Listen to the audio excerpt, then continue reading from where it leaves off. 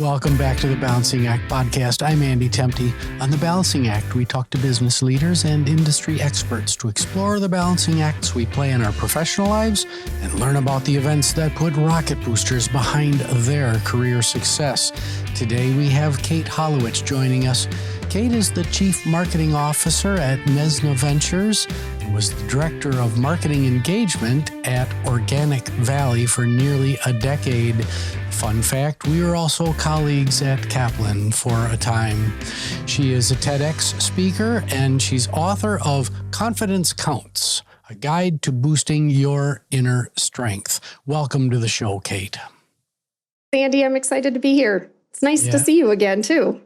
Yes, it is very nice to reconnect. As my listeners know, I love reconnecting with former Kaplan colleagues on the show. Before we get started, please tell our listeners your short story. Oh, well, I'm at an age where it's not short anymore. But, I've been in marketing my whole career. I've actually never deviated from that. The industries have changed over time, but you covered the highlights, my time at Kaplan and Organic Valley and now at Nesnah Ventures. It's been just a whirlwind of marketing changes from when my first job out of college. There was no internet, no cell phones, certainly no social media. So none of that aspect of marketing existed when I first started. So I feel like my career has just been kind of one big learning experience to get me to where I am now.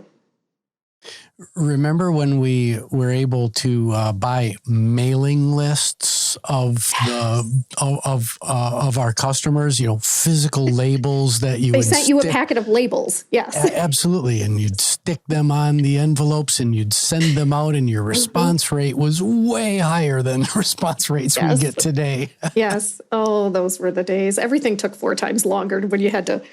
Yeah, I used to bring that stuff home and make my kids do it in front of the TV. So I'd give them stacks of envelopes and stacks of those mailing labels and let them prime it all for me, my little interns.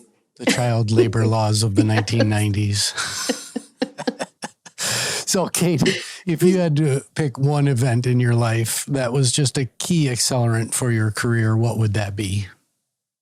Well, there's probably 2. The more modern one is when I came here to Nesnah. I feel like it was just blue ocean when I arrived, and they've been very great about letting me get out of my swim lane and poke my nose kind of wherever I want. So that's been really exciting. I've had a lot of career growth in the last 4 years since I've been here. But I think the most profound one was I was a teenager. I was very introverted and I wanted to be a librarian, actually. And my mother passed away. And then suddenly the dynamic in my household changed at 16, and I had to balance a checkbook, and I actually loved doing it. I thought, this is actually kind of fun. And it had never occurred to me that something in business would pique my interest. But that experience caused me to take some business classes in high school, and I loved it. And I've never deviated from that, and I became very extroverted in those years following her passing, and I've never looked back. I actually think that was the springboard that got me into marketing and business, was that one moment in time. Yeah. Well, we need more folks to show an interest in balancing a checkbook and focusing on, I mean, you're a marketer, but focusing on personal finance and investments, financial literacy and financial acumen. So thank you in your accelerant story for shining a bright light on financial literacy.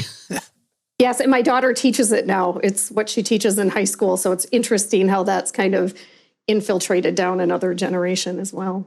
Well, thank you to your daughter for teaching financial literacy. It's one of the most important future-facing skills that we have to really weave into the next generation. Back in early May of this year, you were on the TEDx stage down in Myrtle Beach, South Carolina. Very high pressure kind of a speaking situation. And for our listeners, if you don't know what TED Talks are or TEDx, Cate will give us an insight, but go look it up. They're really, really quite impactful. Can you tell our listeners about that experience and what was the central theme of your talk? Well, I've always wanted to do a talk, a keynote on the concept of self-preservation. It's one little nugget of a behavior that humans do when we get afraid. And, I've been fascinated with minimalism. I took a big step to minimize my personal life. I knew that there was some connection between all the stuff that we amass. We start to live within our paycheck. Many of us live beyond our paychecks. And all that amassing of stuff requires us to not want to lose it. And the job security issues or pressures for promotions or bonuses or raises, all of that stuff starts to be what drives our business decisions as employees rather than the good of the organization or the good of the customer or the purpose. All of those things start to take a secondary look to your own personal agenda that you're trying to further. And fair, no, none of us want to lose our homes. There's that. But that contradiction between the self-preserving of your own wealth versus making business decisions that are awesome. So I've always wanted to talk about that. But I could never get 60 minutes out of it, which is typically what a keynote is. And so then I thought, but it would make a great TED Talk because those are usually 20 minutes or less.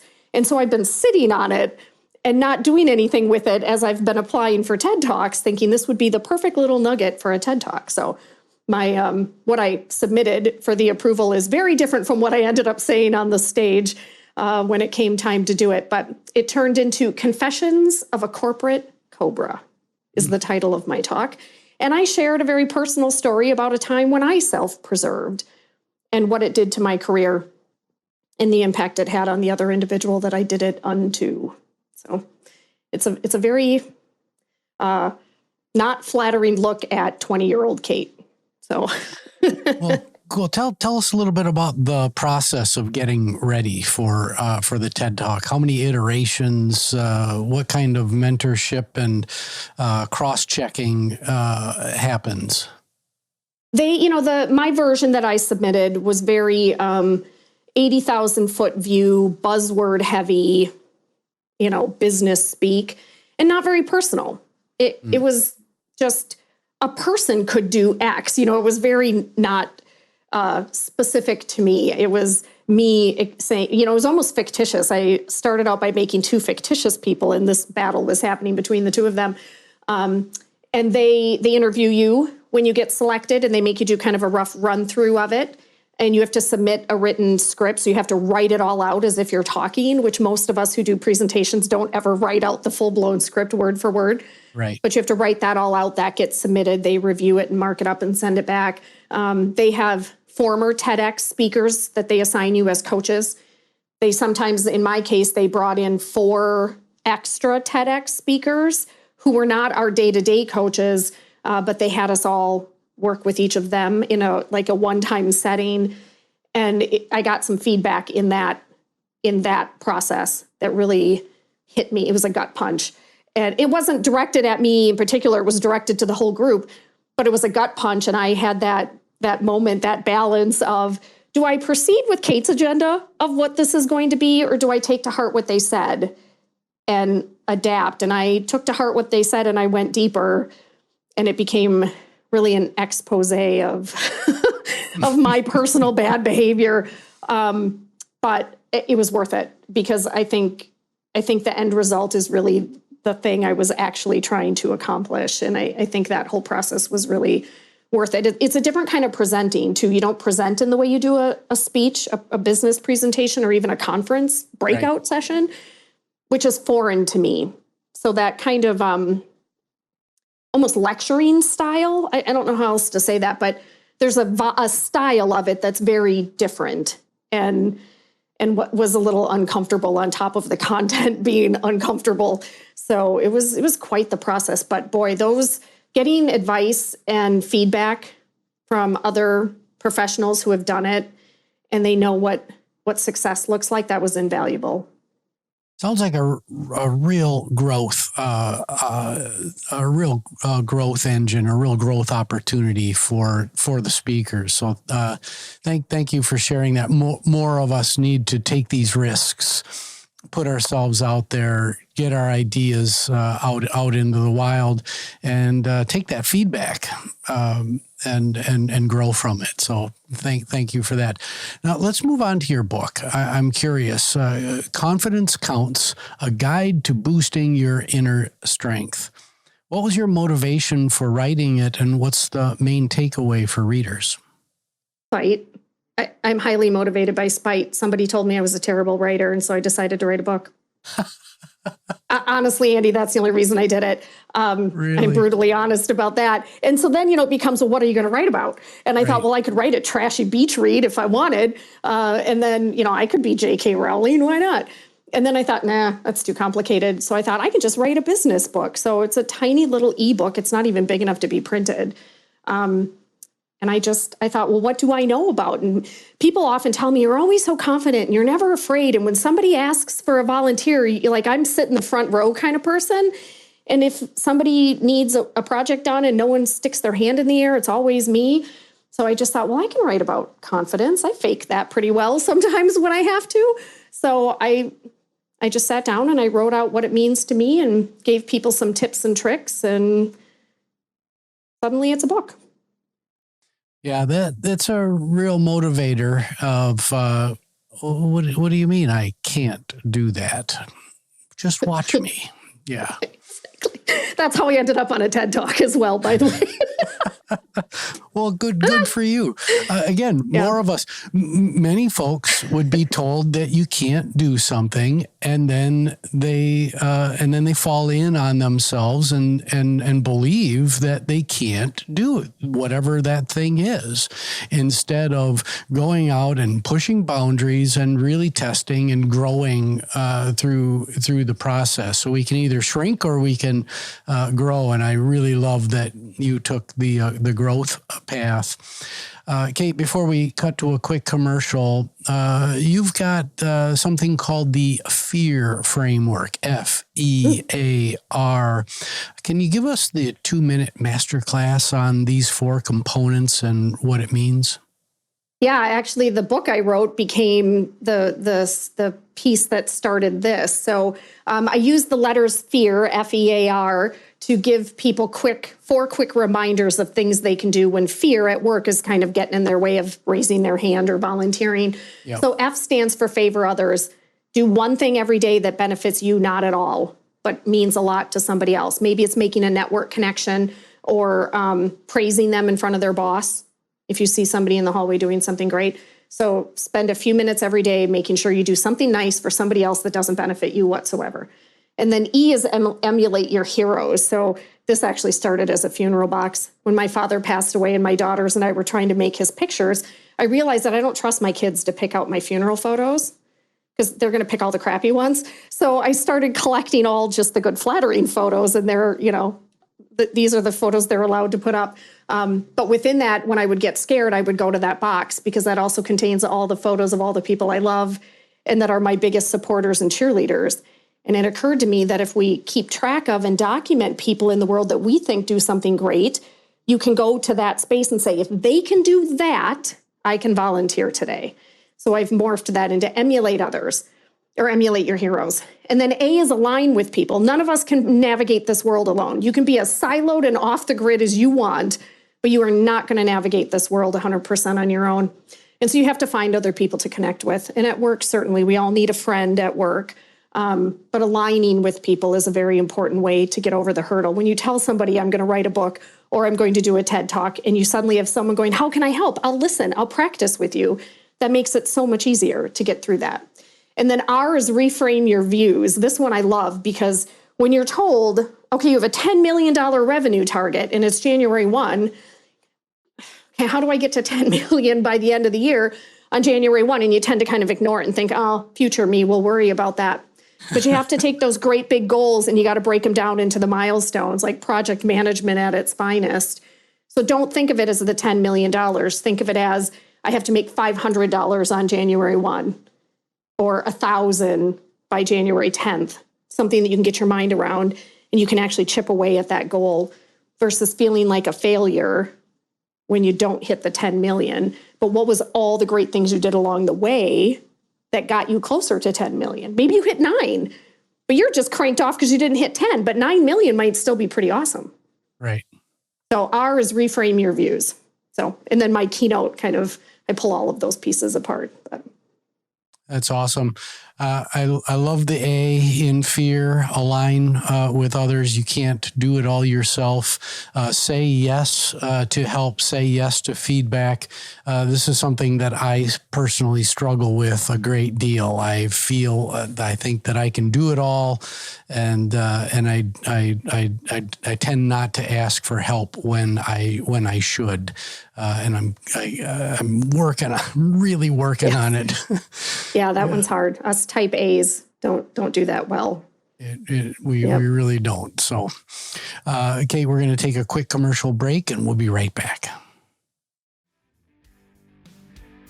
Has trust broken down in your organization? Learn how smooth workflows enable accountability and unlock trust to create long-term business success. Learn more in my new book, The Balanced Business, available today at Amazon.com and wherever books are sold. And we're back with Cate Hollowitsch talking about marketing, leadership, and her book, Confidence Counts. Cate, let's shift gears a little bit and talk more about your experience as a marketing executive. First, tell us about Nesnah Ventures. What does it mean to be a chief marketing officer for a family-owned private equity firm? And as part of your answer, what's the most important balancing act that you play as you look out for the marketing plans of Nesnah portfolio businesses? I actually have a really good answer for the balancing act one. Probably not what you're expecting to hear, but chief marketing officer, I think, means different things depending on the industry you're in or even depending on the company you're in. Nesnah Ventures is, we classify under private equity, but it's not exactly what we do. We're not churn and burn. Many traditional private equities like to buy up companies and then dismantle them or get rid of them or sell them off, in a short time frame. We prefer to buy and build. So we look for organizations that we can purchase, that we can keep for the long haul. And we run marketing along with some other functionalities as shared services. So we prefer organizations that don't have marketing as a functionality within their company. If they do, we merge it up into my team, and then we share the resources across all of our portfolio companies. And so the size of the companies that we like would never be able to afford me or our digital marketing manager or even our CFO. They can't afford that quality of employee on their own, but we can smooth that cost out across all of our portfolio companies. And now you have little $4 million companies that have, staff and expertise at the level that we can provide it, which makes it it's a unique model, and we love it. So we do all of it. I have to do the marketing and the branding for Nesnah as a M&A company, putting ourselves out there to look for businesses to buy. As a recruiting company, HR is one of our shared services. So we create all the marketing materials when we have open roles to fill, and then across all the portfolio companies. And they're in different industries with different customer bases.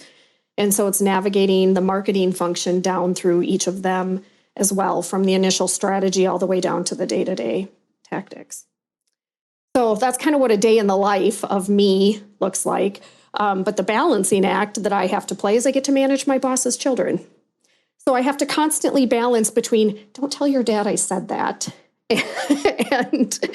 and all the other stuff, because it's a different situation when, we're all human and we just kind of pop things out occasionally that are not exactly what you meant to say in that moment. And it's a completely different beast when you do it to your boss's child, not right. at them, but with them in the room, and something kind of like, morphs out that you're like, oh, I shouldn't have said that. They're so used to me doing it now, they kind of chuckle.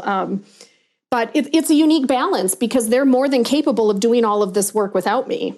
And so I kind of stand off on the sidelines, and I'm an extra set of hands when we have a heavy workload. And, we all have to kind of, we're working managers, of course. So we all have to get into the mud sometimes and do the work that needs to be done. But then it's also stepping back and letting them run with it. And ensuring that they know how to do it, and then I'm here if they need me. And so it's a constant shift in and out of their day-to-day and my day-to-day.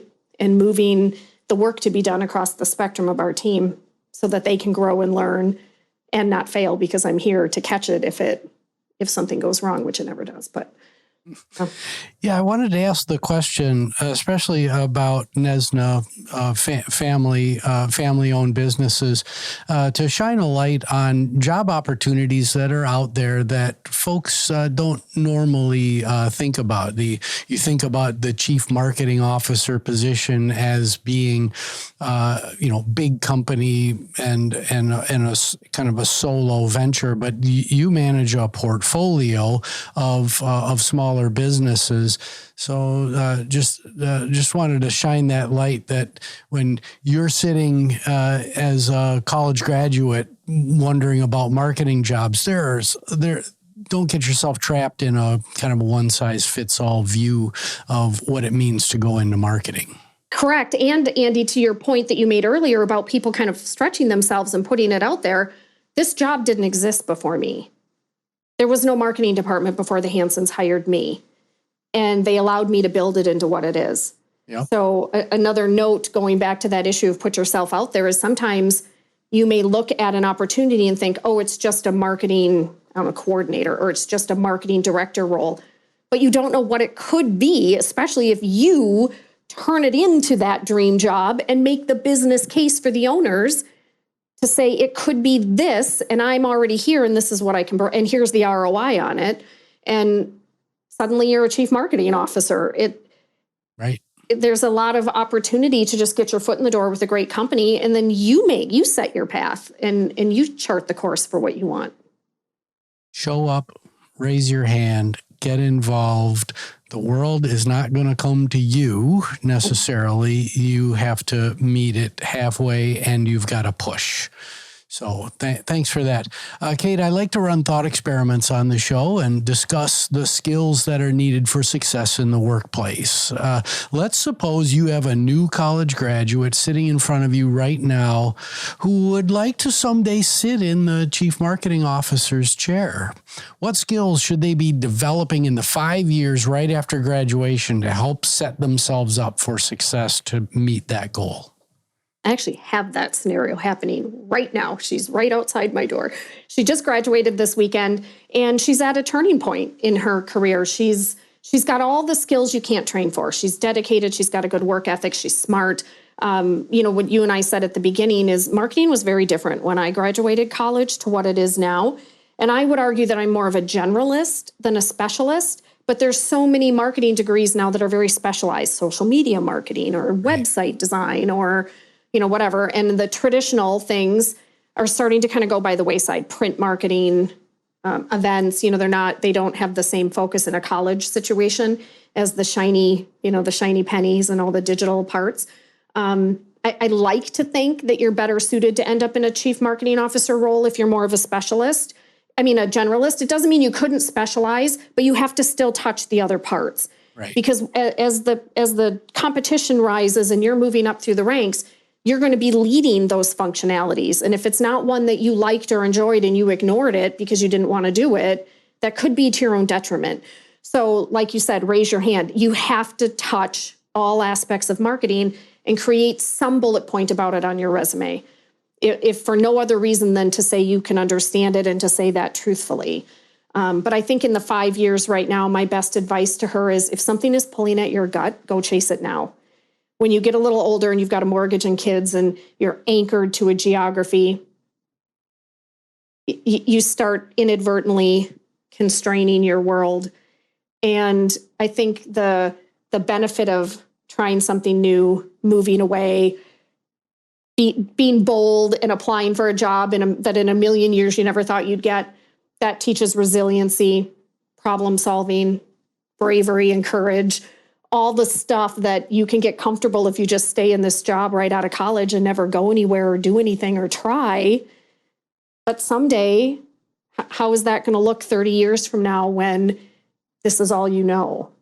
And so I can't believe that I admit that I do that, but I actually encourage the young college grads, go live in a different city, experience a different culture, work in something that you hate, like work and try to sell and market a product that you can't stand and don't believe in. That is a test to if you're good at marketing and really makes, the grass is not greener. It really makes home, whatever that means to you, much more appealing. And if you can do that and you can kind of deal with the thing that is yuck to you, it makes coming home. And I don't mean, go against your personal values. I just mean, maybe you're not gung-ho on cars and you don't really kind of care about cars. Go sell cars, go market cars. Try something that is not a passion project, because that's also where you learn the kind of leader you don't want to be, is when you go and work in those environments that are not comfortable and not who you are, working for individuals that are furthering their own agenda and doing horrible things in the workplace. Really makes you value the good workplaces and the good environments. And now we've got more people out in the world that are contributing to better leadership and better management teams because they experienced the crappy ones too. Yeah. Well, thanks for that, Cate. Now, a couple of lightning round questions as we begin to close out the show. I'm going to give you access to a time machine, and you can send a message to an earlier version of Cate Hollowitsch. What's the message, and what previous version of yourself do you choose to send it to? I am picking Cate Hollowitsch at 10 a.m. on May 4th, and I'm telling her, calm the hell down. This is right before your TED Talk, Everything's right? good. Yeah, exactly. Yeah. Yep. Everything will be fine. Now, telling a woman to calm down has never, ever worked in the history of the world. But I'm still going to do it anyway, because that is the message I did not listen to that day. So she needs a mental head slap. Yeah. Just a deep cleansing breath and let it out and then go for it. Yes. Yes. Cate, we're all works in progress. What are you focused on right now in your personal journey of growth? It's also a balancing act. I got feedback right after this TED Talk that I'm kind of like a lumberjack with a chainsaw. And that's not wrong. I totally am. When a problem comes up at work, I just rev up the chainsaw and hack it off. And I just go for it and I fix it. But at this stage of my leadership career, I sometimes have to be more of a surgeon with a scalpel. And I need a steadier hand and a little more precision and a little more very specific slices instead of open gaping wounds. So I have been spending this last week navigating what the tactics of that professional development are, but there's definitely Cate needs to be less of a lumberjack in some of my leadership meetings and conversations and decision-making processes and execution and all of it, and balance more towards the other side of a surgeon with precision and a better bedside manner too, probably. Excellent.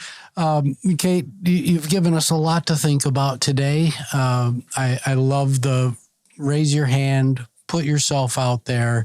My mentor, Carl Swayzer, would always tell me, Andy, if you're not moving, you're standing still. And it's just such a simple statement. But if you're not out there, if you're not talking to folks and you're just resting and you are a body at rest stays at rest. And you're not going to see new interesting things. So our listeners might have cringed a little bit when we were talking about, go sell something that that doesn't connect with you, because the whole narrative in our business society today is connect with your passion and do what you love. And yeah, there is a lot to be said for that, but there's also a lot to be said for placing yourself in uncomfortable situations and putting yourself out there and doing the hard work that doesn't necessarily connect with your passion or purpose. You are going to learn something from that experience, and that is what Cate Hollowitsch has brought to the table today.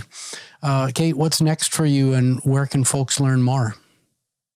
I'm very easy to find on LinkedIn because I'm the only person on earth with that name. So you can look me up on LinkedIn and make a connection. That's super easy. My second book, Mastering the Game of Office Politics, will be out October, November.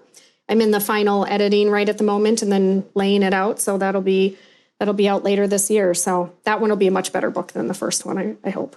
Wow. Don't self-deprecation. Let's not go there. I know. I'm pretty good at self-deprecation, but I need to not do that so much. No, your first book is great. The F.E.A.R framework. Thank you for bringing that to us today. Really appreciate it, and look forward to the release of your next book. So thank you for being on the show today, Cate.